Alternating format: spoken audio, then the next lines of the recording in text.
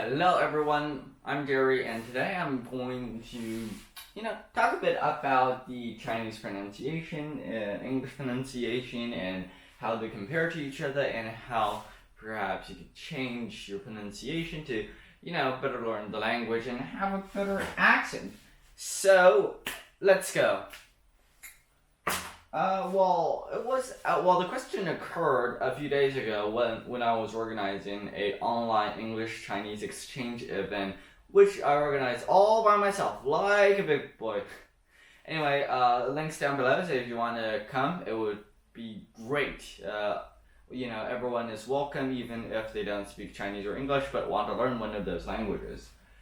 Anyway, let's begin.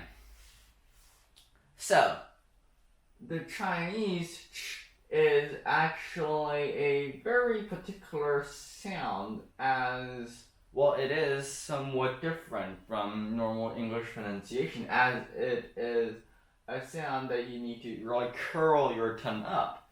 So it would be pronounced as Okay, and this is the upper palate, this is the lower palate, and those are your front teeth, and this is your tongue. You use the tip of your tongue to touch this part. And actually this is a two-part pronunciation, which means that you can't just pronounce only this, but afterwards, once you put it there, then you use your air to squeeze a little, distance. There will be a little bit of distance between the tongue and the upper palate. So you squeeze a little bit of distance, and then, if there's a distance, we would do a fricative sound, and then there you go, you pronounce ch. And now I'm going to give you guys an example for every one of the tones. So the first one, ch, I'm just going to use the E, for example, since it would be easier. And then we would have 吃饭, which means just eat dinner, eat whatever. And 吃饭. And everyone knows that in China we greet each other every time with 你吃了吗? Anyway, the second one is 迟到.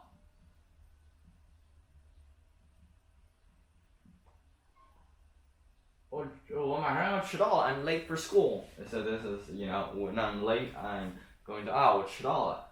迟到.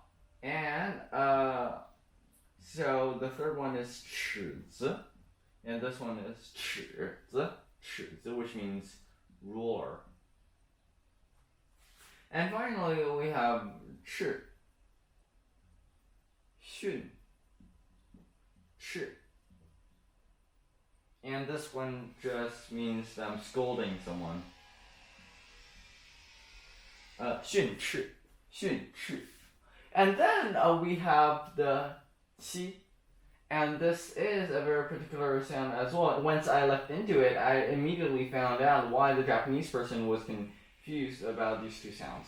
So anyway, this is actually quite different from the ch, but also it really does have two stages as well, but we'll look into that in a bit. So first we would have this sound, you use the middle part of your tongue to touch your hard palate, and then, the tip of your tongue actually just curls down a little bit. Of course, I'm exaggerating a little bit here, but it doesn't touch your front teeth, nor does it touch your hard palate or just palate in general. So that is really interesting. And by the way, I'm just going to emphasize this. This is the hard palate, and this is the jaw, and these are your teeth, front, middle, back of your tongue. Anyway, then of course, like the you would squeeze squeeze out and have a little bit of distance between the two places, then you would pronounce qi. Anyway, so let's make some examples.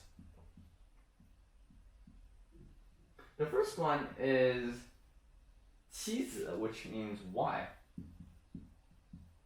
妻子. And the second one would be 棋, and this just means like games like chess or Go or whatever other game like checkers, these are all qi, and it is somewhat similar to chess, but are like somewhat different. Anyway, then we would have later something else. Qi.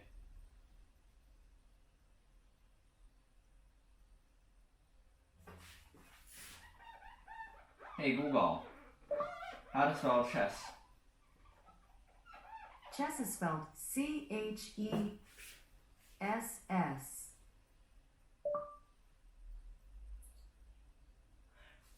Okay, then we would have qi, which just means like things like chess, or really something else like checkers or Go, which is actually a sort of game as well.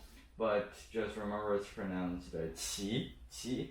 And then the third one would be qi, and that means get up. And if we make a word with a 起来, which just means get up.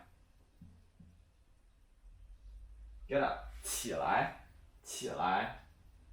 And 气, you can make a word with it, it would be 空气. And this just means air, and I breathe in air, 我呼吸的是空气, 空气, 空气. Finally, we move on to the English section. So first we would have like in sheep or whatever, and the sort of phonetic symbol is this one. And this doesn't have two stages, which is actually curious. Anyway, you would pronounce it like this. You would use the frontal part of your tongue to do this action, and then there will be squeezing out the air, pushing it out, and you would have a fricative on your hands. And for this one, you could pronounce like sheep, which means 绵羊, sheep. Sheep. And then there would be ship, which means 船. And actually, a lot of people confuse the two and can't differentiate since the pronunciation is a little bit similar, but now you know. Anyway, then we have the like in change or chart. I'll write those down a bit later. But yeah, here it is actually a really curious thing. So it is two stages too, but so the first stage, anyway, you can see the phonetic symbol is actually pieced together with the and a sh. So it is reasonable that the second part would be pronounced the same as this one. And anyway, all these, so it's like first you would touch the upper palate, but there's no crack, no sort of area where it doesn't touch. It's just closed in together, and then you would push out, and then you would have the and then you would have the sound. And for this we have words like change, which means 改变 in Chinese. Of course, there would be charge, which means 充电.